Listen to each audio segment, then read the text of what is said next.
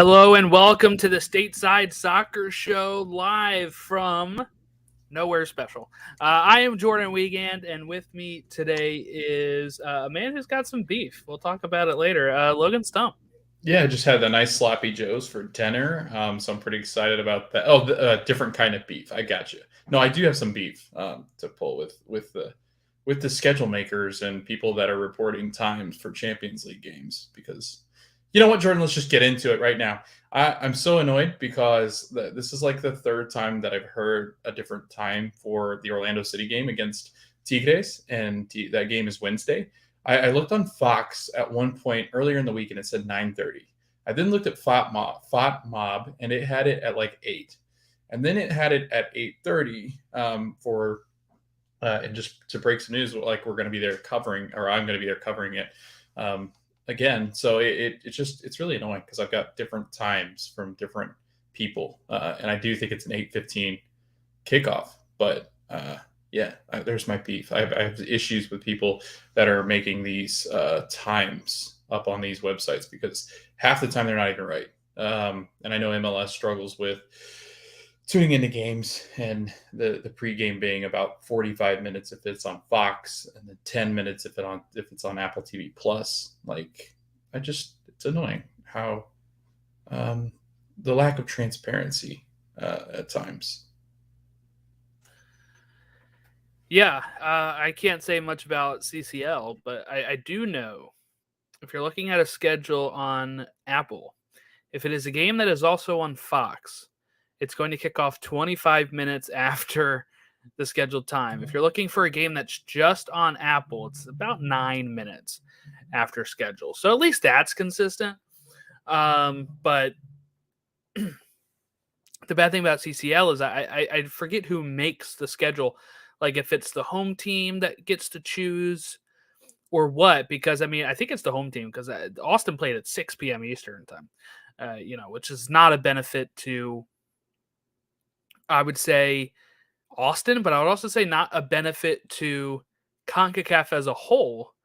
Having a game kick off at 6 p.m. Eastern time, which would be 3 p.m. Pacific during, you would want your tournament, you would think, on like a night, not just for U.S. fans, but for any of the CONCACAF regions where they're able to turn on the game kind of later. But I guess that's part of the, I'm not exactly sure what time zone Austin's opponent is in. So it could have been like 8 p.m. their time. I'm not really sure, but you would think you would want it because like Vancouver kicks off at 6 p.m. Against Real España as well. So that one not as important to miss. I don't think 5-0. We'll get there, I guess. But yeah, so I think what we want to do here is let's highlight real quick that there's still 3 clubs, all right, that are scoreless.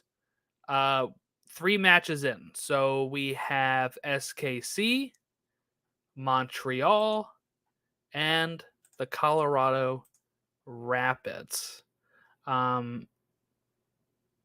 Those teams have yet to score a goal. SKC, that's kind of one of the things we were worried about. Thought that would be better compared to last year. So far, it's not. So far, it's not. And even in games where it looks like they could have won or at least equalized, it's leaving them in a precarious position. Now, before we get into that, I just want to kind of highlight that. But before we get into that, let's talk some this Berhalter and U.S. Soccer Reyna situation that was released. It looks like the findings were published on the 10th, but it looks like maybe it was just broadcasted to everyone today. 40 pages. I recommend checking it out. I'm going to leave a link for it in the show notes as well. So that way it's easy for people to find that in there. It's off of their, like, what is it? The box? Their what is that called? Is it just called Box? Something like that, like the Box app or something. Yeah, something Like, where what they in the can world? store stuff. Yeah, Yeah. and it has a link for everybody to read it. But it's just there is some stuff that was highlighted here in it. I'm not sure if you have anything that catches your attention, but I know Kyle Bonagora, Bonagora, sorry, from ESPN was posting some takeaways from it. So one, Claudio Reyna was unwilling to participate in the investigation, while Danielle Reyna had 2 brief phone calls. They both made threats to U.S. soccer employees about releasing damaging information about Greg Berhalter's past during the World Cup. Claudio to Brian McBride, you guys don't even know what we know about Greg. Danielle to an unnamed U.S. soccer employee. Once this tournament is over, I can make one phone call and give one interview, and his cool sneakers and bounce passes will be gone. It's funny. I saw somebody say even Watkey got mentioned in this thing. Somehow. So that's some of the stuff there, and then they also uncovered that Claudio Reyna interviewed for the U.S. men's national team GM position in 2019 and has a long history of trying to influence different aspects of U.S. Soccer Federation as it has related to Gio. An unnamed U.S. soccer employee characterized Mr. Reyna's historical outreach as inappropriate, bullying, and mean-spirited.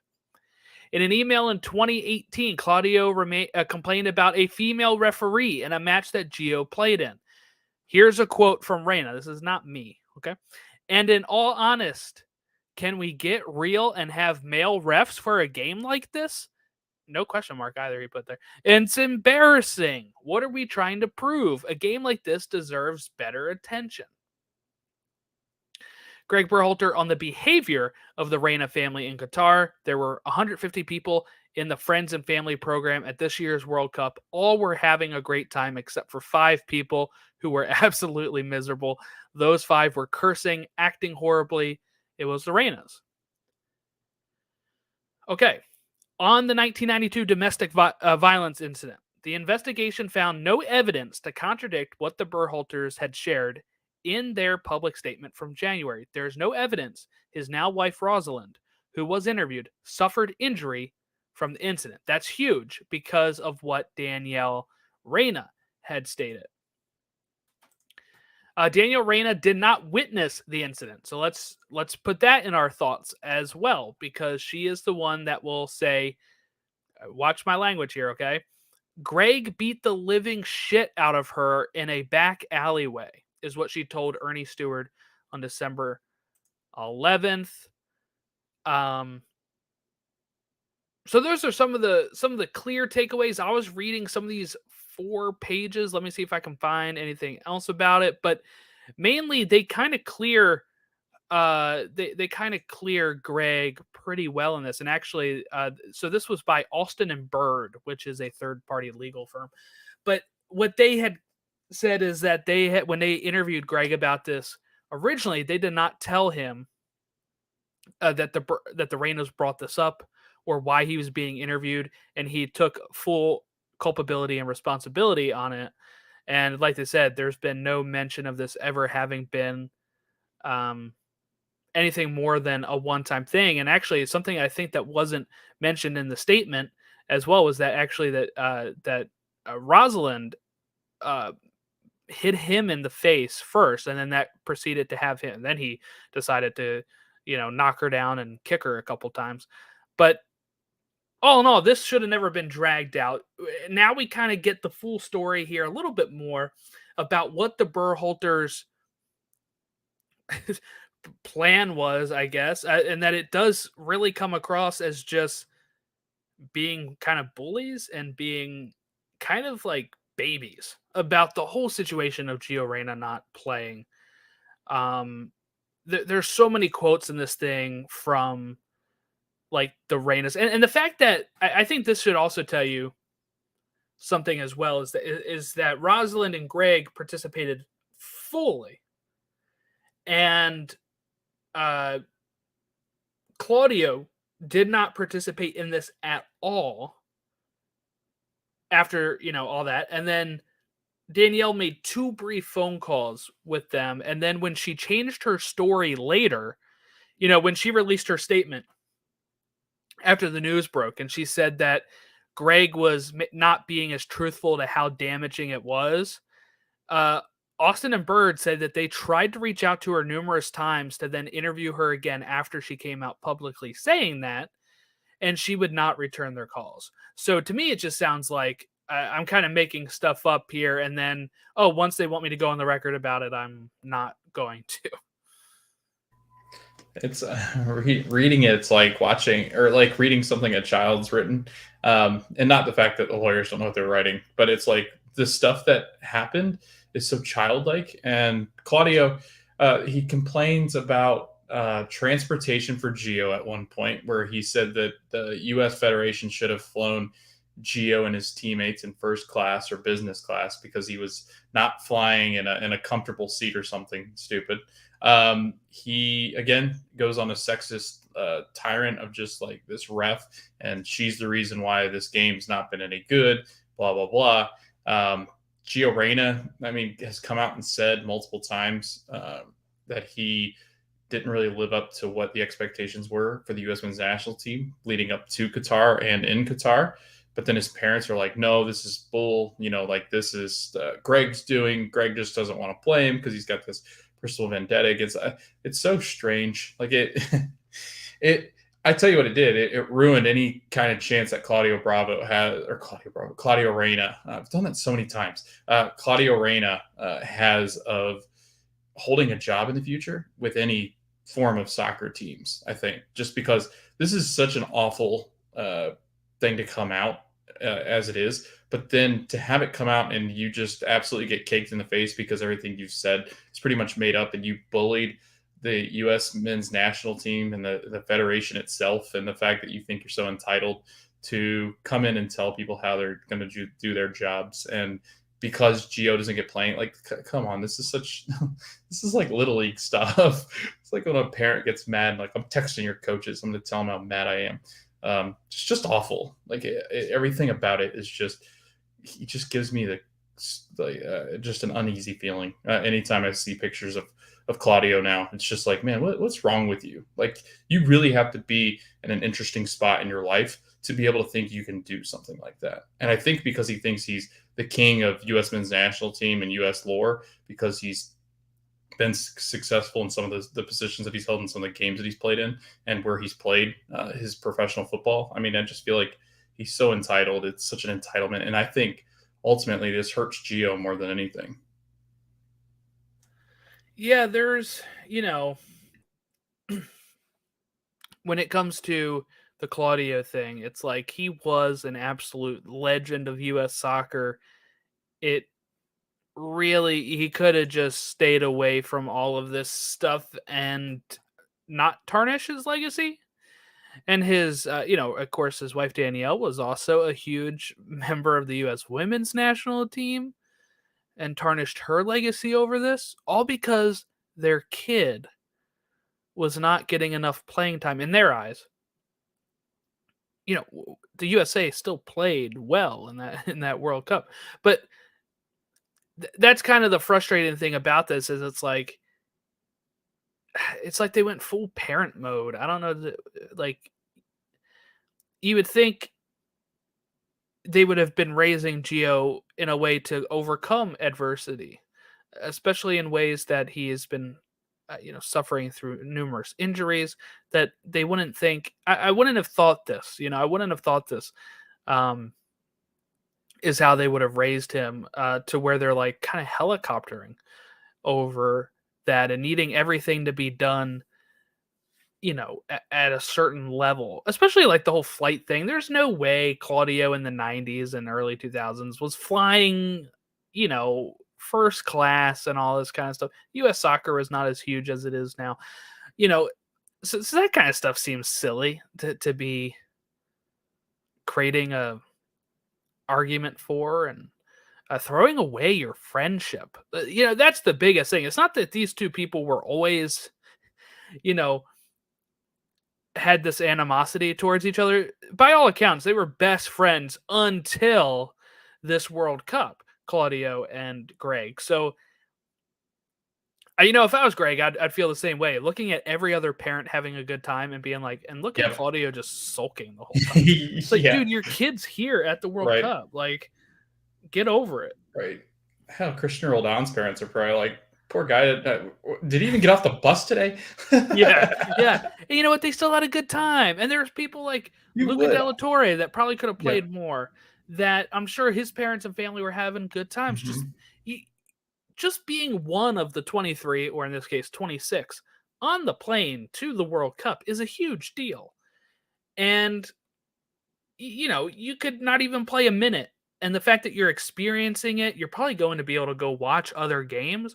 You're probably able to, you're having these nice, like, world-class facilities to train in. Um, Not just speaking about Qatar, I'm speaking about every single World Cup that's been. They usually try to create new stuff for the World Cups. And just the fact that they couldn't, especially when he's only 20. It'd be different if if Gio Reyna was like 26 in his prime and was clearly the best player in the U.S. pool. I think he has potential to be the best player in the pool, but I don't think he is there yet. And the fact is, Dortmund's so crowded too, he can't even get into there at times. Now, of course, our U.S. team is not as stacked as Dortmund, so I'm not trying to compare that, but I'm just saying it isn't like he's playing every day for his club and can't take him out of the lineup. It's totally different. He's still a young guy who's coming through this, and I think he'll probably be better for it. I hope that he learns from this. But I don't know. I recommend reading the full thing. I didn't get through it all yet, but I'm gonna be coming back to it every so often to try to get through the 40 pages. But like I said, link is going to be in the show notes at the end of the podcast. You can check that out. Once we're done going live, I'll update the YouTube to have the link as well. But yeah, crazy stuff. But hopefully this is behind us. Hopefully that means it's done. Now we can go hire, supposedly, Gucci on. Not who are we hiring? We're hiring. Was it Onyewu? They were rumored to. I don't think it ever was. Yeah, but that's who was rumored, right? Yeah, and it sounds like he's got a really good chance to become the next director of football operations, or whatever they call it. I don't get it. Let me just scroll through here and double check what they said here. Yeah, Oguchi Onyewu is among the candidates of U.S. Soccer's vacant sporting director role. Multiple sources tell Fox Soccer. I mean, he's mostly doing CBS coverage right now, so I'm not really sure. I heard he does something in a front office somewhere overseas, but if he's always over here, I don't know how he's doing that. But I was thinking that might just be more in-name only type thing.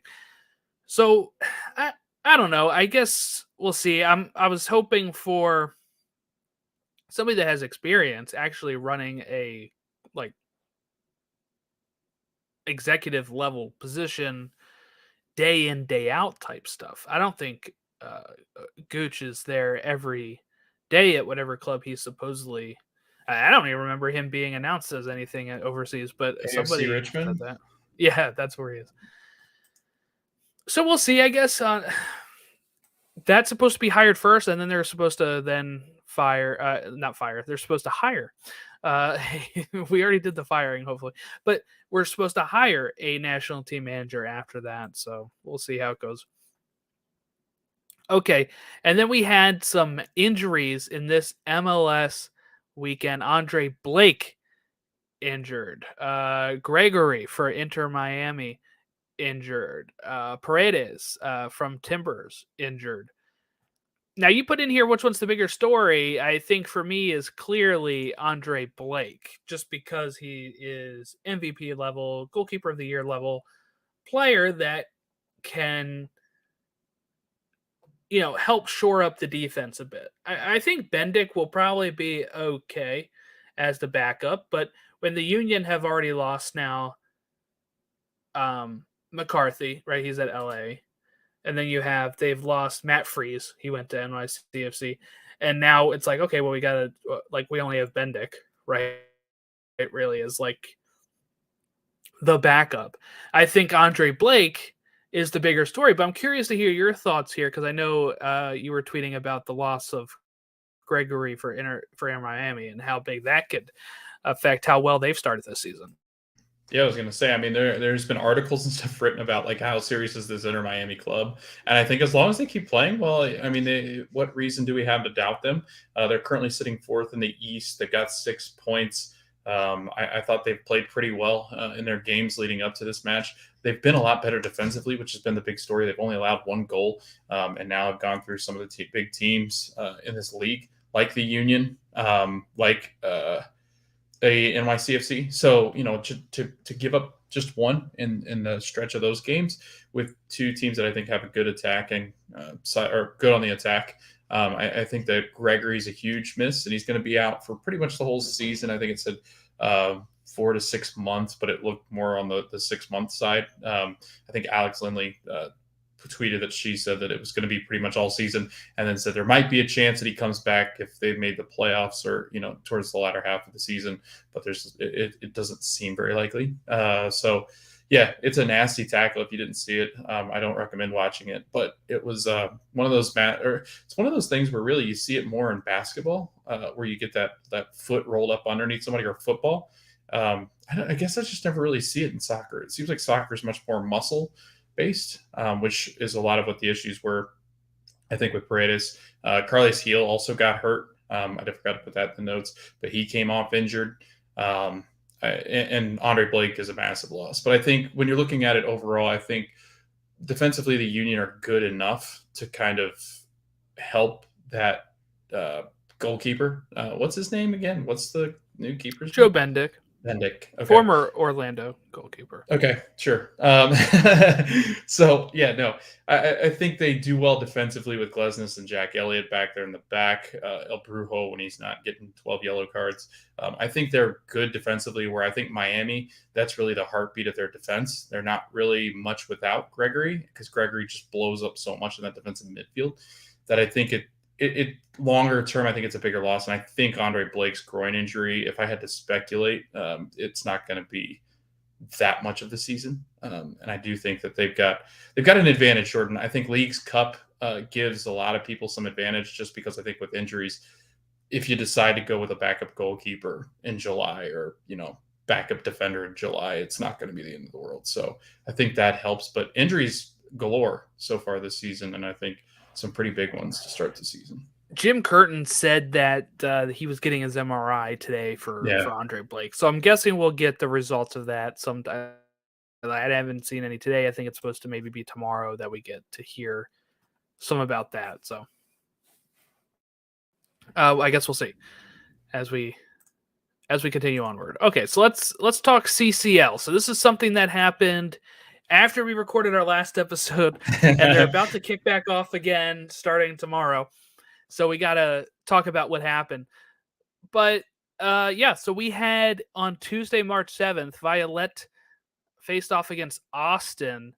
And did they smash Austin or what? 3-0. Destroyed Austin. 3-0. Now, of course, those are home goals. I'm not even sure if those are tiebreaker anymore. But Austin will be playing at home, and Violet apparently is having some issues getting players, that they're actually signing players over here. Yeah, just to fill out a roster. Their squad, just to have the bench. That's weird. I don't know how they can do that, but whatever. Whatever you want. I don't know. If you're a true fan of the game, like I feel awful for him. And I think, Jordan, how it goes too is if you I don't want it forfeited. Right. I don't want it forfeited. And what would happen? It'd be 3-3. I was gonna say when it was tied. So then what happens? Like, do they go back to and I think the game was played, correct me if I'm wrong out there, I think it was played in the Dominican because they couldn't play in Haiti. So I think it was actually played off the island on another island. So it was it was that instance of like, and then, you know, Anthony Precourt's out there taking a picture of the big oak tree behind the goal saying, you know, we have landed, we have rooted down in here. And the Dominican absolutely got smashed in, and really bad goals. They got uprooted. Yeah. They've got some serious issues in the back, man. I don't know what it is about them playing out of the back, but it's not gone well. Jordan is like, I think, number one enemy for playing out of the back. Like, I think. Oh yeah, I hate it. I hate it so much. I feel like you really just despise when teams do it. Defenders are supposed to defend. All right. And goalkeepers are supposed to goalkeep. Not be like, you know, dribbling around or passing it. We see so many goals because of that. Yes. We don't see too many goals from somebody just trying to clear the ball. Free kick, like, you know, like kick. Yeah. But yeah, that, so, you know, Austin has, I would say they have a shot. I do. If they can keep it off of, you know, giving up goals. I want to hear your thoughts. Do they have a shot? Yeah, I think as long as you keep it off 4-0. Like, I think for some reason, 4 seems to be the magic number of goals that teams just, like, how many times do you see, besides an LAFC, how many times do you see teams like that are just scoring 4 goals and then losing? Like, it's not very common. So I think the 3 is the magic number. 2-0 is a dangerous lead, but I would argue that 3-0 is a dangerous, you think you've got it in the bag, and it could go the opposite way. As soon as somebody scores quickly, this game could be right back into it. You know, you're down 2-0, and by halftime you could have it within 3-2, and then it's more dangerous. That just made me think of the end of No Way Home, where they're playing that song. 3 is the magic number. So, yeah. You know, you saying that just made me think that. But I think that, yeah, if Austin can score early, if the home crowd can get behind them and they can score early, then it's a 2-goal deficit. They may not even have a full squad where, like, you know, they're going to have enough for probably the starting 11. But if they have to make subs, it may not be people that are super familiar with, like, how tired are they going to be? This could really swing in Austin's favor, but they can't give up a goal. I think if they give up a goal early, it's done. I think it's just, it would defeat the players on the pitch. I think, you know, I think the Austin players would then kind of feel, all right, this is over. But if they can score early, first 15 minutes, then they only need 2 more, and then I guess they'll go extra, and then there's time to give yourself more momentum as you're going, grow stronger in the game and all that. So I don't know. I think there's something there. I think they can do it. Okay. The Union held Alianza to a 0-0 draw on Tuesday. Union benched a lot of their players, which I think we kind of saw coming when they went week 1 and then week 2 without any changes in MLS. You know, starting 11 wise, you're kind of thinking, okay, there's no way those people, because that game was on a Saturday, are going to be able to play again on Tuesday. So we figured there'd be some changes there, and it worked out. It really worked out. 0-0 going back to Subaru Park, I think, works in the Union's favor pretty heavily. They can now mix in some of the starters with some of those young guys that they had started. And I think that they have a shot at, you know, you can't really rule it out when you're going to Subaru Park. They should be able to win this game. They should be able to beat Alianza. And everything worked out perfectly for them away from home, except for maybe they could have maybe grabbed a goal that would have felt a little better, but they were able to keep things even. I know, you know, there were some big saves in that match as well, but just so happy that it, you know, after because the Austin game's at 6:00 and I wasn't able to watch it. You know, I forget where I was, in the parks or whatever on vacation. And I'm just looking at the score line and getting notifications. And I'm like, 3-0. It was early too. It was like quick 3-0, right before half, I think. Was it before halftime? Yeah, I believe so. They scored all 3? I think so, yeah. I'll double check. But it was, it felt like a really quick 3-0. Okay, 2 in the first half and then 1 in the 47th minute, which was the own goal, the Tarrant goal. Yes, that's what it was. But right. So to go from that, right, where you're like, oh, this is not looking good, and then to go to at least 0-0 for the Union, I was like, all right, MLS doing a little better now. And then at night, I think we got the best result of the night, which was Orlando holding Tigres to a 0-0, and there being a red card for Tigres that then was deemed not a red card.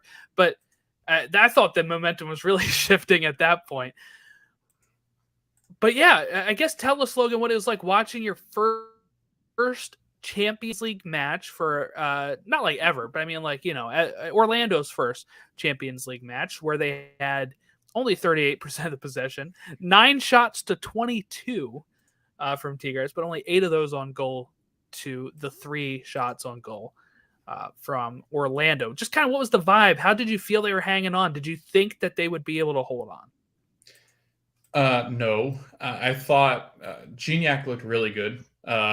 Who's I think a midfielder, kind of plays as like a shadow striker where he sits kind of back into the box and he just sits there and waits and just perouses the box like a tiger, and waits for the ball to come in so he can just score. And it felt like every chance, Jordan, in the first half that they got, he was sitting on the end of it. I'm like, he's gonna score eventually. Like it was so much in front of he actually reminds me a lot of like Diego Costa for some reason. I don't know why. I think because he just sits in the box and just kind of waits and hangs back, and as soon as he's able to strike and kill, he does. And I thought he was going to kill Orlando City. Like I thought he would have 2 or 3 by the end of the half, just because it's like, man, you should have, because look at this. Let me read you his stats at Tigres. Okay, he's been there since 2015.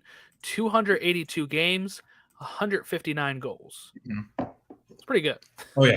I mean, they're an unbelievable team.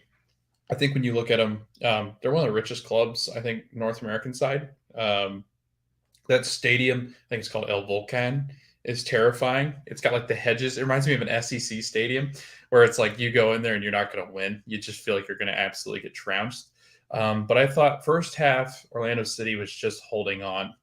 I thought in the second half, they came out and looked a lot better, especially in the midfield. I thought Mauricio Pereira played a really nice defensive midfield, which he's kind of slotted back into that defensive midfield positioning. He's no longer the 10, but I thought he looked phenomenal. I thought they played well defensively. Robin Janssen is a beast, probably one of the best center backs in our league when he is healthy. So it was nice to see that.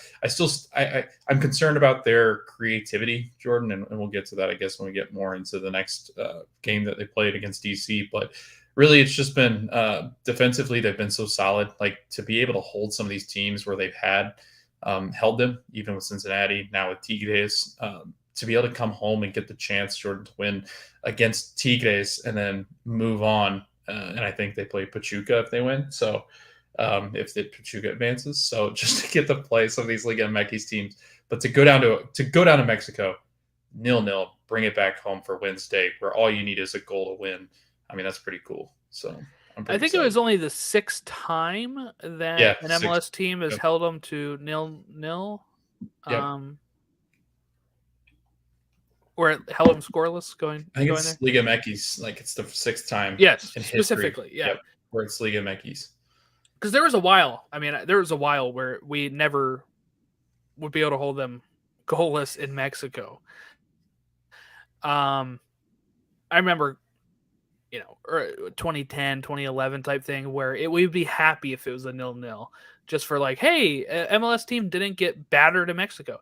And then it'd come back to the MLS team's home site, and then they would, the Liga MX team would win like 3-0, and you're like, okay, that sucks. Still could happen with Orlando.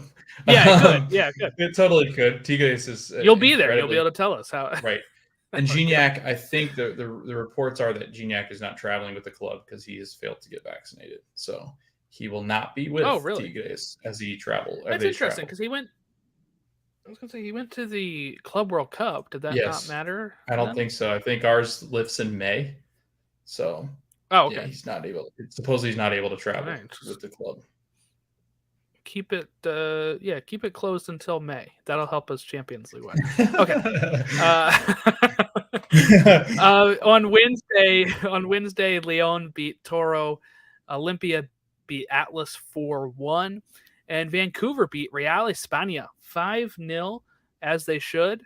And that should hopefully make the game in San Pedro Sula very, very pointless this week, hopefully. Matagua, and Pachuca 0-0 in that game, and then Alajuelense and LAFC. LAFC won 3-0. That's going to be a score line that gets one-upped on the weekend for LAFC as well. So all in all, pretty good chances, I think, for some of these you should be able to get on. I think Austin can still. I think Austin has a better squad than Violet. So there's a chance there. Vancouver should be through. Orlando have a chance going at home against Tigres 0-0. And then LAFC should hopefully be through. And that should be able to get us most of the teams through here. I think if there is a team that's going to fail, it's going to be Austin or Orlando. And we might lose both of them. But then you'll still have Philly, Vancouver, LAFC, hopefully. But those games start tomorrow, March 14th. 8 o'clock is Austin Violet. Philly is at the same time, 8 o'clock versus Alianza. And then Atlas Olympia is at 10:15. Philadelphia Union is going to be on Fox Soccer Plus, which nobody carries anymore. So good luck watching that. Oh boy. I think Austin and Violet might be on FS2 or something because the World Baseball Classic is taking up some of the FS1 stuff. Yeah. Wednesday, Real España at 6 o'clock hosting Vancouver. Orlando hosting Tigres at 8:15. LAFC hosting Alajuelense at 10:30. Leon hosting Toro on Thursday at 8, and Pachuca hosting Motagua at 10:15. So those are the Champions League games that will be happening this week. But I think we're going to move on and take a look at the weekend results, which kicked off with a pretty big game. Atlanta hosting Charlotte hosting Atlanta. And it felt like Atlanta hosting Charlotte because they just absolutely dominated them. Atlanta win 3-0 over Charlotte with goals coming from Caleb Wiley, who scores twice and also is going to assist. Atlanta was up 2-0 in 12 minutes. Wiley scoring in the 5th. Araujo scoring in the 12th minute, and then Wiley again in the 45+2. All the action coming in the first half there for goals. Atlanta had just one more shot than Charlotte, 13-12. Atlanta had 2 more shots on goal, 5-3. Possession was in Charlotte's favor, 55.8 to 44.2. But yeah, not a, I guess, great result for Charlotte, who, as we are looking at it, are lead contenders, Logan, for the wooden spoon, which our buddy Andrew is wiping some sweat off of his brow. That it's not going to be. That it's not going to be the Fire, maybe. But yes, yeah, and okay, David Day here posting side topic news broke that LAFC is partnering with some German team in Munich. Yeah, Bayern Munich. Yep. They broke off their partnership with Dallas to be partners with LAFC. Logan didn't get the memo. He's wearing his Dallas shirt. What? Are you kidding? Are you kidding? No, I saw that. I sent it to Jordan. I know. I was joking. Yeah. I think Alphonso Davies is going to come over and play for LAFC. I wouldn't bet against it with the way that they've been able to maneuver some stuff. Right. That's a joke. I don't actually believe that. No, neither do I. But yes, Charlotte sits bottom right now of the East. 0 points, Logan. There are only 3 teams. We talked about 3 teams that don't have goals. There are 3 teams that don't have points. That is Montreal and Charlotte and Houston. Gotta give props to Houston just because they've played 1 less game than those other 2 teams that have Houston. 0 points. So that's where we're currently sitting. Charlotte doesn't have the magic that they were having last season, it seems. oh man, I mean, what is their goal differential is -6. -6. Yeah. They've given up 7 and have only scored Right. 1. And that 1 was against St. Louis, right? Because they Yes. took the lead, Yep. and it was through So Enzo Copetti. Copetti. Yeah. Who, Jordan? Christian Latanzio after the game. Enzo picks up a yellow card. He gets frustrated. He's kind of stomping around on the pitch, not really having a good game, not really having a good match. And Christian Latanzio actually comes out in the press conference and says that the behavior that's been shown by Enzo Copetti is not something that they are accustomed to. They don't like, Yikes. and he's got to change it. I was like, already, man, already this club last year with Miguel Angel Ramirez. Now it's this Enzo Copetti stuff, and it's the front office stuff. It just seems like there's some animosity between some of these front office guys in Charlotte, coaching staff and players. Like there's some rift there. I don't know what it is, but it's not good, especially when you're sitting on the bottom of the Eastern Conference. Yes, and I want to flip it now and talk the other side of it, Atlanta, because I don't, this is there's no way around it. Lagerwey came into the team and they're playing. Doesn't mean that he has anything to do with it, right? But the way it looks, right? I said before, for his other teams, it takes 2 seasons for him to win the cup. They're top of the East right now, 7 points. Everybody in the East has played 3 except for Chicago, who's played 2. So they're sitting up there along with Nashville and Cincy, who both have 7 points as well. But what I want to kind of highlight with Atlanta is we were kind of worried about their goal scoring. They now have 6 goals, and they've only given up 2 goals. So a +4 goal differential. Another team that has +4 goal differential is Nashville, but they have not conceded a goal at all. They've scored 4. So far, pretty good for Atlanta. We'll talk about those other teams as we get to their games.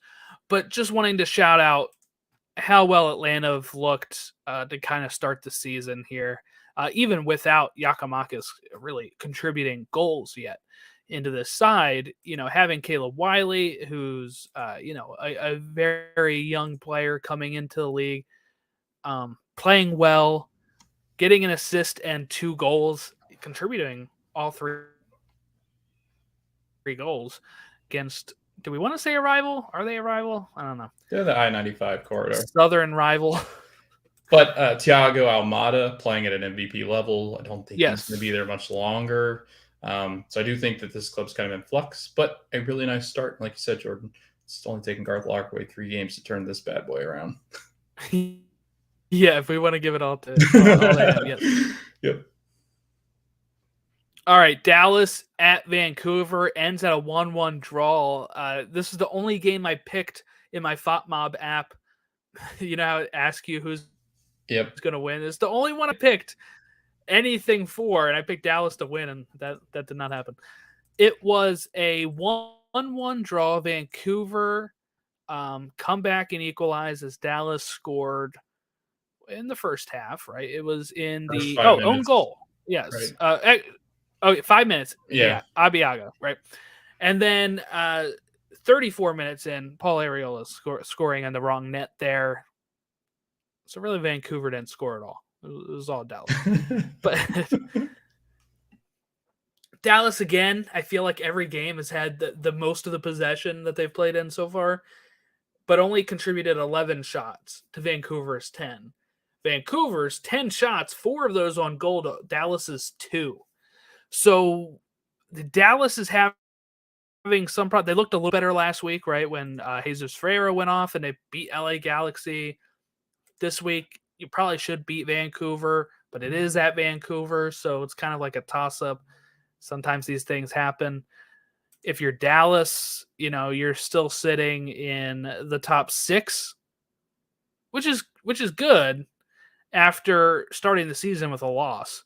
They come back and get 4 points in these next 2 games. Great. But I don't know. I feel like they should probably be looking a little better with how good they looked last year. Yeah. But especially, it's mostly the same team. Yeah.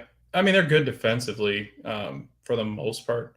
I do feel like Dallas, for some reason, though, like in games that they should win and be able to hold the opposition to, like this game, for instance, to be able to hold Vancouver to no goals and grab 3 points. That was something they had a really hard time doing last year. They would grind out wins and grind out points. If you want to sit higher than you did last year, if you want to play better than you did last year, they were third in the West last year. If you want to be better than that, you've got to be able to just keep teams down when they are down. Like this Vancouver team should not have drawn with them, and that sounds crazy because it was at home. But the Paul Arriola own goal was just a disaster of a defensive effort. And honestly, I just thought Vancouver just didn't look that entertaining. They played, I think, about the first 15 minutes decently, but then after that, it was just a very Vancouver-ish game. And I think that's part of the problem is that Vancouver is going to have a hard time just beating anybody this year. So, yeah, Dallas has got to do better, though. They've got to win these games. Moving on to Cincinnati and Seattle. Cincinnati pulls off what I think many would call an upset. Brenner scoring in the 63rd minute. And then it goes, they go down a man with Hagelin red card in the 83rd minute. I don't know. I guess technically it's a red card. I thought it was kind of a weak red card. Ruidiaz falls like 30 feet after the challenge for me.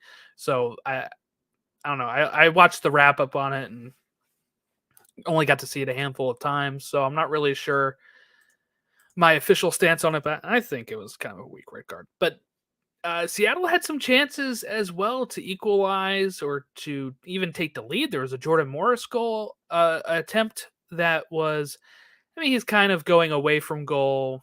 He has to get past the defender, but it's kind of an open net, but he puts it wide from like at the top right corner of the box. And then there was some other chances, some other headers and stuff in there. Seattle had more possession. Seattle had more shots, but Cincy actually had more shots on goal because Seattle only got one shot on goal.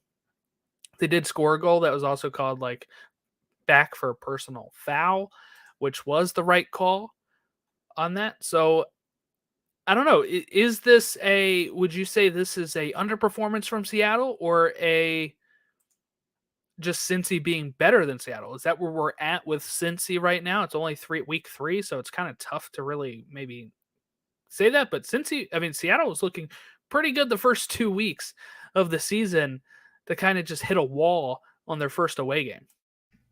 Yeah, I would say it's more a testament to just how well the Cincinnati bunch is playing, and they're not playing some of their best soccer. Like they've been okay. Like they've been good. They haven't been great. They haven't been world beaters, and I think that's something that's kind of drawn my attention to them is the fact that like I've watched them play in Orlando. They didn't have a good game, but should have won that game. I think because they had all the chances in the world to create it, they just couldn't get that final pass in or anybody on the end of the ball. But I thought this game, if you look at Cincinnati, you and I have talked about it multiple times. They're kind of like the Quakes were. They just couldn't defend anybody. But ever since, I guess, Pat Noonan's come in and since the second half of last season, they've just been so much better defensively. Matt Miazga's looked good. Hagelin's looked really good, except for that red card last night. I think it was a borderline call. I think you got to give it to him just because he's getting away from the defender. I think it was Ruidiaz that was getting away, and he grabbed Ruidiaz from behind and kind of pull him down. You can't really do that. I think it was soft, but I think it was something you just can't do. Luckily, it's in the 83rd minute. Unluckily, I think they played 99 minutes last night, so they had to survive for about 20 minutes without him. But I thought, again, they've kind of melted into this, they play like 3 in the back, but then can melt into like a 5 at times when they're playing defense. They did it against Orlando quite a bit too, where they've kind of just absorbed back to kind of take the pressure away from the defense. And I think they've done a really nice job. I love where Cincinnati's headed. I thought it was interesting. Brenner scores the 1 goal and then he becomes unavailable for a press conference and told the media that he didn't want to talk, which is interesting because I think you get fined every time you don't show up to a press conference that they've designated you to come talk at. So, some interesting things, but some weird storylines. But I thought, Jordan, I think this is much more of a reflection on how good Cincinnati is this year than it is on Seattle, because Seattle's a world beater, I think, right now. Yeah, and I think what we also have to add on is that this is Seattle's first away game of the season, so we were maybe judging them on 2 really good home performances against the Rapids, and who was the team last week? Is it NYCFC? Why did it feel like it? Salt Lake. That's who it was. And RSL. That speaks enough as is. Also, like they're a really good club that they're going up against. I get it. Yeah. It's away from home. Bear's hurt. That's something that you got to deal with this year because that's what's going to happen. Start Rui Diaz. So it is a little, I guess, different than what they've had to experience in the first couple weeks, where they were kind of flying high at home. So I guess we'll see how that continues. Is it going to be like is this setting a trend for how they'll play away from home? Is it because it was their first away game? We'll see. Okay, DC Orlando. This one I really want to get your thoughts on here, Logan, because I'm still trying to figure DC out, right? There's times where they look good. There's times where they look really bad still, but Orlando took the lead through McGuire in the 53rd minute. And then during the 80th minute, which was a really great finish, to make it 1-1. And that's how it kind of ended, leaving Orlando in 7th and DC in 8th. Orlando just a point above DC United right now. What was your thoughts? Did Orlando play well in this game, or was it kind of like just a middling affair that split the difference? Yeah, I think it was that. I think Orlando City just they haven't gelled at all in the attack. I think Duncan McGuire looked really good, which is not good for Ercan Kara. Enrique's been hurt, so that's kind of where he drops off. He played midweek against Tigres and had to come off. Just not fit, and I don't think will be fit. So I think you're going to see a lot of Duncan McGuire, which is fantastic for him because I think Duncan is capable in this league. He's strong, which is a lot different when you're younger. Is if you're stronger than an ox, you can oftentimes make up. It's the same kind of build DK was. So I thought that was a highlight. I thought another highlight too was how good they were defensively. They get the one off in Durkin, and it was a really great goal. If you haven't seen it, he goes off to the left, brings it back over the right, just above the box, or like right at the box, and just absolutely crushes one past Galese. It was a really nice goal. But yeah, no, and I think DC, Jordan, I think will push for the 9th spot. Like, I really do think that this team is going to push for playoff spots because I do think Rooney has them to where they're not the most talented bunch, but they just compete. And I think Taxi Fountas hasn't played.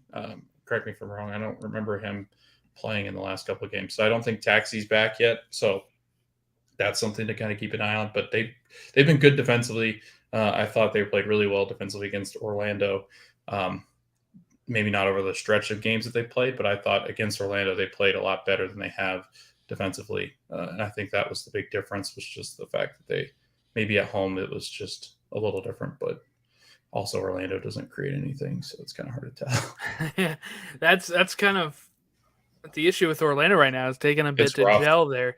One thing shocking me, is just the stat line: 57% possession for DC to 43 for Orlando, and 16 shots to 9 for DC. Now, of course, only 5 of those were on goal, while Orlando actually did better at putting them on goal. They had 4 out of their 9 on goal, but just not really the type of style I thought that DC would be playing, having more possession. Now, of course, they were at home, but we're not used to that with how DC had been playing recently. So let's see. NYCFC and Miami, that game finished 1-0 with an own goal through McVeigh that gave NYCFC the win. Most of the possession went to Miami. Most of the shots went to NYCFC. Shots on goal 7-3 for NYCFC.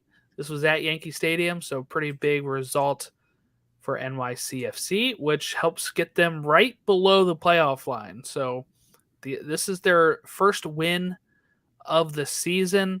They have now won 1, lost 1, drawn 1. They're a pretty even team. There's 3 teams in the East that are like that. That's DC, Columbus, and NYCFC that have 1 win, 1 loss, 1 draw. One team in the West is that way, and that's the LA Galaxy. No, actually, no. Hold on. No team. One team is 1-1-1. Okay, sorry, I'm real screwed up. Dallas is 1-1-1-1. But no other team in the West is like that. I was gonna say LA Galaxy have only played 2. James Sands is back, and he played really well. So that's something to look forward to, I think, if you're in YCFC. Another thing, they don't create either. It's kind of like Orlando. Like, they've defended pretty well, and that's got them by. But, man, do they struggle. And I think they're going to continue because they just don't have anybody up front. Like, you can throw Santi Rodriguez up there in the midfield as much as you want, but he cannot create for Tyus Magno to score. Like, that's just not something that Tyus, I think, is going to be able to do. And I don't think Gabby Pereira is going to be able to carry either as a 9 if they throw him up there. So without a 9, Jordan, I think this team is just kind of stalled. Yeah, that's a tough thing.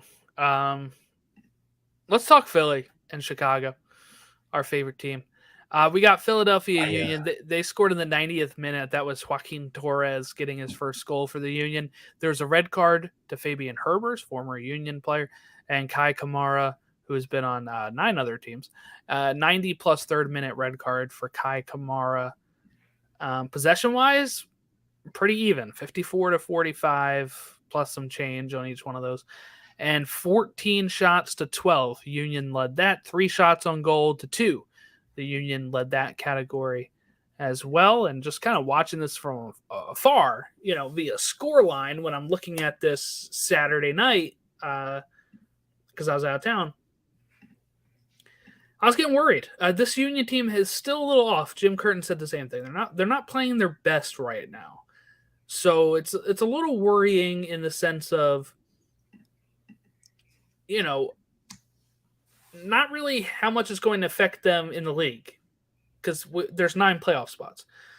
The main focus should be, how is this going to, I want them to be in the rhythm for the Champions League this week. And so far they just haven't looked in rhythm at all. That even if we, like, the Columbus win opening day is still like this, almost like camouflage, right? Where we could say everything was fine because it finished 4-1. Yeah. But watching that game and how well Columbus started off, they took the lead. The Union needed a handball to equalize it. They got another handball, I think, to make it 3-1, and they had scored 2 other goals. Without the 2 handball calls, which were really close, they could have not also been called, I think. It's a 2-1 game. And then you're looking at, they lose to Miami, and then they barely squeak out a win against Chicago. So if you're looking at that, and then the 0-0 draw at Alianza,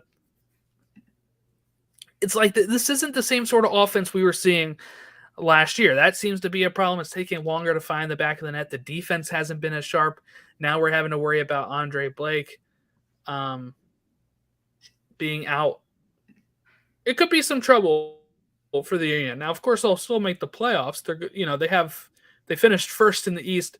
They can drop 8 spots and still make it into the playoffs. So that's not a problem. But it's about wanting to be hitting a stride at a certain point to be challenging, even just challenge for the Supporters' Shield, which, let's not forget, for a while last year they were not. It took LAFC really slipping up to get the Union back on track, challenging for a Supporters' Shield. We all thought LAFC was going to run away with the Supporters' Shield for a bit there. And then, there's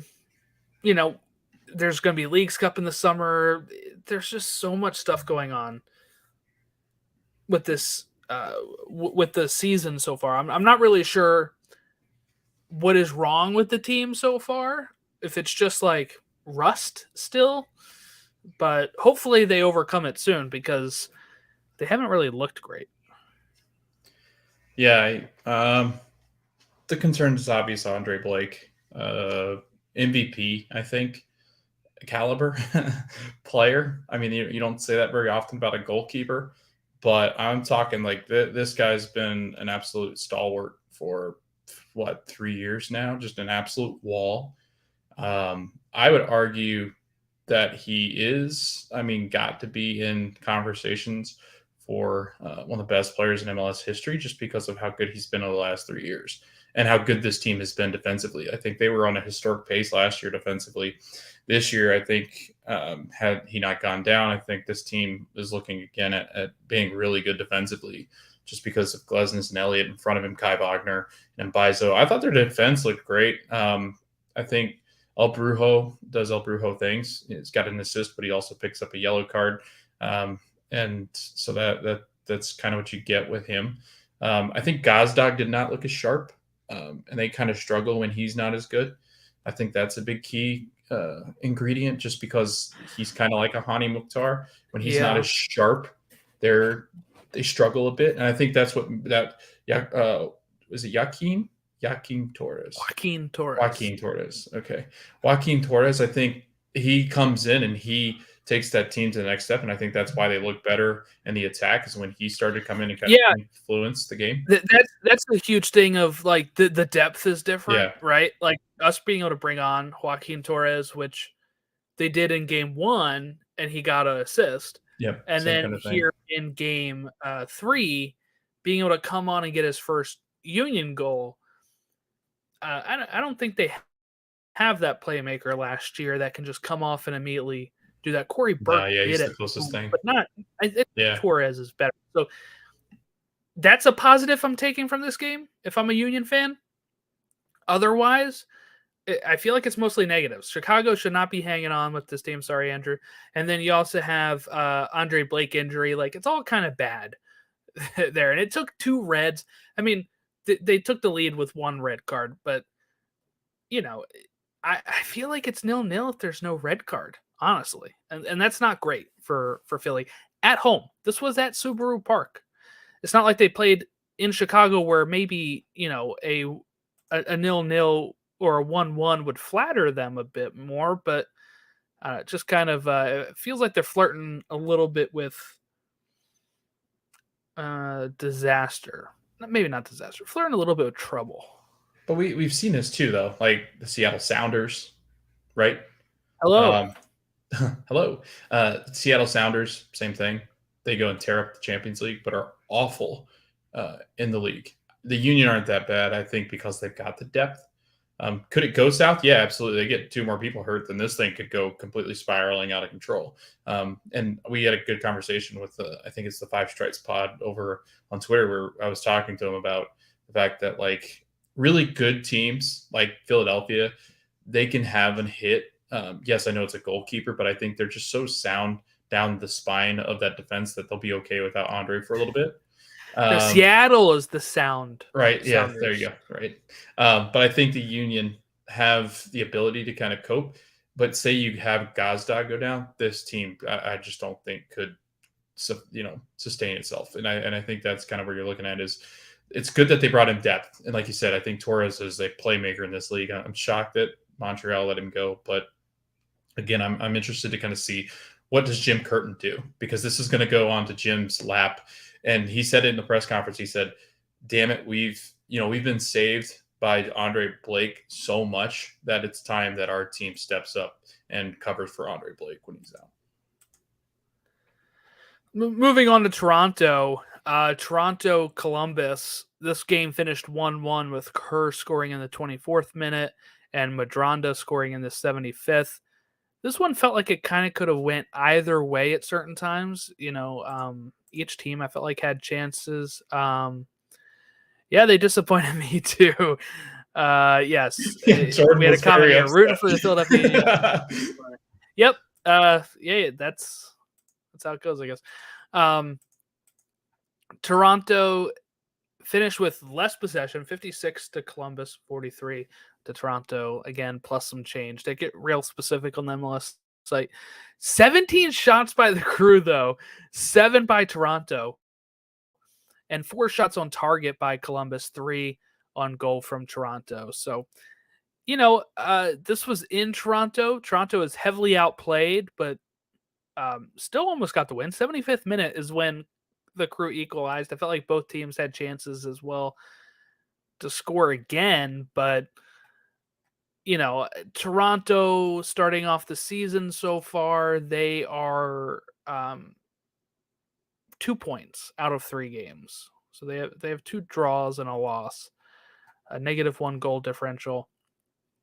Still looking for their first win, unfortunately, for Bob Bradley's men there. But Wilfred Nancy's side, they come back from behind, they score. They still don't seem to be clicking on all cylinders. They have the loss against the Union, they have the win from last week, and then they have a draw this week that puts them in a playoff spot currently. But again, it's still early.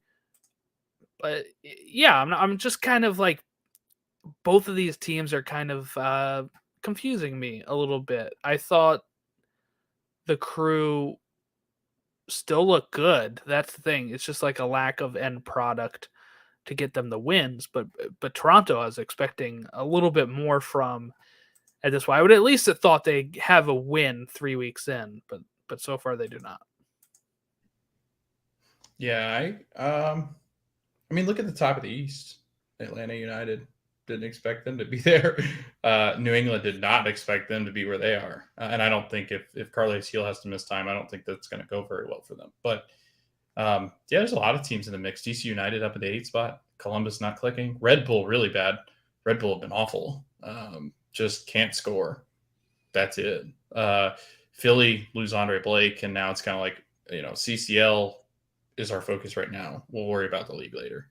So it is interesting, isn't it? The East, we predicted this though. Like, the East is nuts. I'm from Germany. No connection to any MLS club, but I have a soft spot for the Union. Jump aboard the Union. Yeah, the hype train. DC did have a lot of chances. United had so many chances to score. Yep. But Logan's an Orlando fan, so he's happy about that. Yeah, I'm glad they couldn't. Fonseca had so many open sitters and headers, and yeah. Got to get Benteke going a little bit more, huh? All right, SKC LA. Not much to talk about in this game. No. Well, except for actually, there is something to talk about here. It finished 0-0, but Kansas City only had 47% possession, and with that, they took 30 shots to 8. 11 of those on goal to LA's 2. We're talking about how SKC can't score. They literally cannot buy a goal right now. Right. 30 shots. I don't know the last time I've seen 30 shots and no goals. 11 shots on goals and no goals. Absolutely insane. I thought it was a joke reading the stats. That's how crazy it is. But the match summary, if you look at the match summary, it's just all substitutes. Nothing else happened. No cards at all in this game, by the way, too. That's what's insane about it. It was awful. It was awful. SKC need to get a goal. They just do. LA Galaxy, by the way, need to get out of whatever funk they are in, because they are 1 loss, 1 draw. They've only played 2 games. They have 1 point. This was the point. But they lost bad to Dallas. And then now they are. What happened to Kansas City? They used to be good. That's what everyone's trying to figure out in Kansas City right now. They're aging. Probably age. Last year they had some really bad injuries, so we thought this year it would be better. I did anyway. They're awful defensively too. Yeah, but even then, how many goals have they given up this year? They haven't won. Good One. Lord, they might as well not even played their 3 games. They gave up 1 goal and scored. Their games don't exist. They have 2 points from 2 draws and 1 loss, and that loss was the Portland game. That's the only. They played well in that game too. It's the Portland game. They well. did. They played really well. They couldn't score. Right. So what happened to Kansas City? They can't score right now. Is the main thing. I'm not really sure how they can fix that other than bringing in. It's time for a rebuild. It might be time to just totally strip it down and restart. Yep. aging roster. Last year, defense was awful. Their aging defense was awful. Now, would you let Vermees rebuild it, or are you moving on? Oh yeah, no, you let Peter Vermees. Yeah, you let Vermees build it, unless Greg Berhalter's free, and then he can throw you some sick bounce passes while you're rebuilding too. No, but yeah, I think you let Peter, because they signed Peter to an extension. I think he's got no interest in leaving. I think this was the year, if he was going to leave, he was going to go to the U.S. men's national team. I think that was the job he was lining up. But I still think there's some interest from Peter to coach abroad at some point. So who knows? My only thing with Vermees is, okay, last year he had a reason. If they don't get anything going on this year, and they haven't really been relevant in a while. Like, I mean, get some new blood. They did just finish in the top 3 like 2 years ago, but like I was shocked at how quick Caleb Porter got fired. So I wouldn't actually be shocked if something happened where maybe they'd be a little nicer and they'd say you're going to step down. But I don't think it'd be this year. I think maybe if this doesn't get going again next year, but I don't really know. I'd love to get some Kansas City thoughts on what they can do. All right, looking some no other pod right now. No. Yeah. Minnesota beat the Red. No, they don't. Sorry, draw with the Red Bulls 1-1. But they did take the lead in this no-filled game. Halong Wayne scoring in the 18th minute. Reyes equalizing in the 49th. Pretty even, 51.3 to 48.7 possession. 15 shots, though, for New York. 11 shots on goal for New York, 2 shots on goal for Minnesota in a fun, snow-filled match at Allianz Field. But it finishes 1-1. I think that's probably fine for Minnesota. I think New York would have loved to have been able to sneak an away win, but they still have 2 draws. They have 2 points.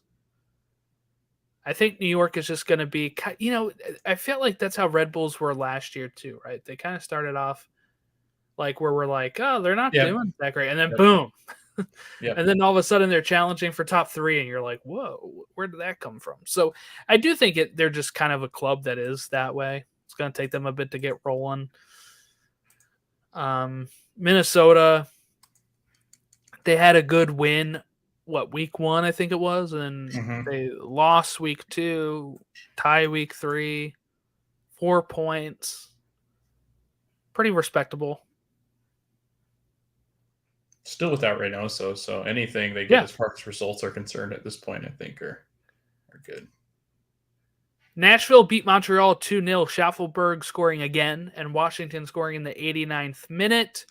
Montreal, like we said before, still does not have a goal on the season. They have 65% possession at Nashville's stadium, while Nashville had 34% possession, but they had more shots. Nashville had 12 to Montreal's 8, and they had 4 shots on goal, while Montreal cannot get any of those 8 shots on target. So huge problems for Montreal. They did just have their new crest, which is still sick, but so far not helping them in the slightest. They are one of the 2 teams in the East with 0 points to kick off the season, -5 goal differential, no goals at all. You know who hasn't given up a goal? Nashville. That's pretty impressive. Their defense is very impressive. They sit second in the East. Yeah. They're tied on goal differential with Atlanta, but haven't scored as much as Atlanta. But they've looked pretty good. I do like that so far. Their one draw was a 0-0. Yeah. Last week with the Red Bulls, right? And then this one was they beat NYCFC 2-0 and they beat Montreal 2-0. Montreal 2-0. Yeah. So they're beating the teams they should. I mean, except for maybe Red Bulls. But, I think taking a point at Red Bull Stadium is good. Their home games have been 2 wins. That's pretty good. Oops. Yes, Nashville is a defensive side. I like them a lot. People know this, I think. I like defense. I do. Yeah. Jordan's obsessed. That year that Chelsea played well and defensively, just parked the absolute bus. Yeah, well, Jordan and was the a fan. Baltimore Ravens have won a Super That's Bowl pretty true. much just on defense in That's true. 2000. So, Yeah. yes, I like defense a lot. I've been raised to respect. I'm not going to finish what I was about to say. Yeah, let's not. This is a kids show. RSL lose to Austin 2-1. Gallagher scoring in the 9th minute. Glad equalizing in the 22nd. And then Owen Wolf scoring an absolute cracking goal in the 33rd minute. He also had the assist earlier. RSL had 17 shots, 6 shots on goal. Austin only had 11 shots, 5 of those on goal. But Austin kind of turning around now. This is a pretty big win for them, especially after losing in the CCL, being able to come out and score. I think Owen Wolf scoring helps too, because I know people are starting to kind of get on his back a bit down there in Austin, so that helps. But just really, really good result for Austin. Yeah, go on the road. And RSL usually defends really well, so they're pretty tough to crack at times. And I thought they played. I was really impressed with. I think it's Carlos Gomez. Or is it Carlos Gomez? I feel like it is. Carlos Gomez. Like a midfield or winger kind of situation there in RSL. I think he was one of their signings over the summer. I could be wrong, or winter. I could be wrong, but he looked phenomenal. I think he's 20 years old on the wing. Looked really creative. Except the issue is going to be RSL and their ability to score, kind of like it was last year. Jordan, they're looking like a 7th place team this year once again. They just looked so 7th place. It just I feel bad because I feel like if they added a good attacking player, this team would be really good because they play well defensively. So let's get to a really fun game. Portland, St. Louis. Yeah. McGraw scoring 3 minutes in, Stroud equalizing in the 45th +1 like St. Louis does, and then them winning off a goal from Kyle Hybert. Not sure what to stress there, but anyway, he scores, makes it 2-1. They are, Logan, by the way, the first team, since 2009, the second team ever to win their first 3 matches as an expansion side. They sit top of the West, partly because LA has only played 2. We don't know if LAFC will get to 9 points or not until things kind of balance out. But St. Louis sit top, 9 points, 3 games played, 3 wins, 8 goals, 4 against, for a +4 goal differential. Yes, our comment here says, I like watching St. Louis so far. Timbers need a reset, in my opinion. I would probably agree at some point. The Timbers, they have another aging roster, I feel like. Like Diego Chara. They might be a year ahead of SKC just in the progression. Regression, sorry. In the regression, yeah. But St. Louis is fun. This is not a team that we thought would be this good, this fast. So I'm really enjoying watching them play. And the fact that all 3 of their wins have come from behind as well is something that is really fun as well. This was the big statement win, I think, right? Like the Austin one, Austin didn't play super well. It was also like one of their goals was like hand it to them, right? And the Charlotte game, people said that the goal was hand it to Klaus as well, right? But this one against a team that Timbers, I think, we were asked by a St. Louis fan last week, can they win in Portland? I did say yes, by the way. I did say it was possible. Yeah. I forget what I said, though. I think I said don't give up a goal, but they did anyway, and they still did. I think you said early goal, and they wouldn't have, or they would blow them out, or not blow them out, but. Yeah, well, I was wrong. 3 minutes in, Portland scores, and they still come back. But it's just fun. Like I find myself rooting for them to keep on doing what they're doing. St. Louis people are jumping aboard. Non-soccer St. Louis people are jumping on. Like, this is exactly what an expansion side needs to do. They need to come in with a bang and not just like a dud, right? Like, how cool was it to see Austin last year playing well?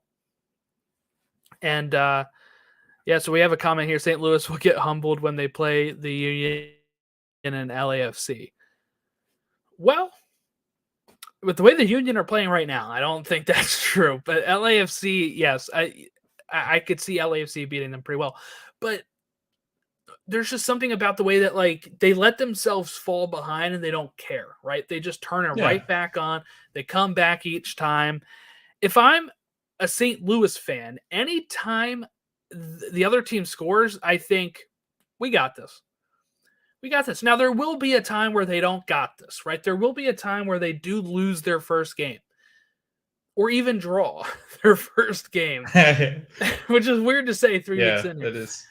But the mentality is there. And so far, the longer this continues, by the way, the more as a St. Louis fan, I would think, you know, you guys can score on us at any minute, but we're going to be able to come back and win it. Not just draw it. We're going to be able to come back and win fully. Because they've done it every single week so far. Should be a lot of fun. I want to see them in Leagues Cup. I do. I want to see how they do in Leagues Cup. Do they take that seriously? Do they keep their eyes on the prize for MLS? I mean, the game is pretty even. Yeah. Portland 50.3 possession to St. Louis 49.7. 13 shots by Portland to 10 shots by St. Louis. But St. Louis edged out the shots on goal 5-3. 9 points to start the season. I mean, I feel like you're pretty safe to say they might make the playoffs. With 9 straight points like that's usually a really good start. And I think there's very few teams that miss the playoffs starting with 9. They play San Jose next at home, Jordan. I feel like that's a very winnable match, especially in St. Louis. We've seen how ruckus it can be. They then go to RSL. I think that's a tough one defensively. RSL just kind of sit and try to defend and then counter on that attack. But then they play Minnesota United. So 3 games, another stretch of 3 games that I think they can win, which is a lot of fun. I'm suspecting that they get a draw somewhere in there. I'm going to say it's the RSL game just because RSL likes to bunker down. But I would say that they can beat San Jose. Could you imagine they start 4 matches, get 12 points? Because I totally think they could do it against San Jose. They should. San Jose, anyway, they beat the Rapids 1-0. Talk about a team in free fall, Colorado. Espinoza scoring in the 78th minute, and then Montero getting a red card in the 90th plus third. Espinoza, really great goal, too, in this game. But San Jose, hey, they're doing the thing, right? They're up in 5th place right now. They're averaging 2 points a game. I don't know the last time I said that about San Jose. 2 wins and 1 loss and no draws. Pretty good. They've scored 4. They give up 3. So they even have a positive goal differential. I don't know the last time I said that about a San Jose team. So far things are looking pretty good for San Jose, Logan. I know it's early, but even last year at this time, we were already like, oh yeah, they're already in the negative goal differential. We're already making the excuses. Yeah, I think we were calling for, was that Almada last year? Almeida. I forget when he left at this point. Yeah, he wanted to leave for so long. I don't even remember when he left. Right. But yeah, I mean, Jeremy Abobasi is going to score lots of goals. It'll be interesting to see if Cade Cowell can get going. He's kind of struggled, and I thought he had a really good January camp. Camp Cupcake. But yeah, I think their big story is, can they defend? So far, they've been able to outscore what they've not been able to defend. They've only given up 3 goals, which isn't a ton, but still not great. Be interesting to kind of see what Mensah adds to that kind of core group, but he struggled last year with the Crew. So yeah, no, I think it's a solid team, Jordan. I think that they could push for the playoffs this year. All right, last game of the weekend was LAFC hosting the New England Revolution. This was on Sunday. Bowanga scoring 2 goals, 14th minute penalty, 67th minute, and Tillman scoring in the 83rd, and Buick scoring in the 90 plus 6 to make it 4-0. Revs had more possession, but LAFC had 18-4 shots. 12 shots on goal compared to 1. So only 6 shots were off target by LAFC. And so there you go.